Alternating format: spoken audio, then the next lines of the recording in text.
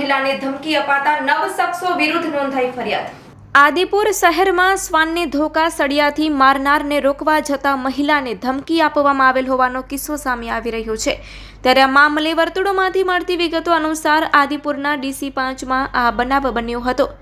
આ પ્રકરણમાં કુલ 9 શખ્સો વિરુદ્ધ પોલીસ મથકે ફરિયાદ નોંધાવવામાં આવેલ છે। જે અનુસાર આદિપુરના DC5 વિસ્તારમાં રહેનારા અને વકીલાતનો વ્યવસાય કરનારા ફરિયાદી એવા કુસુમબેન શામજી ઝરૂની શેરીમાં 5 વર્ષથી લાલ રંગનું શ્વાન આવતું હોય ફરિયાદી તેને ખાવાનું આપતા હતા।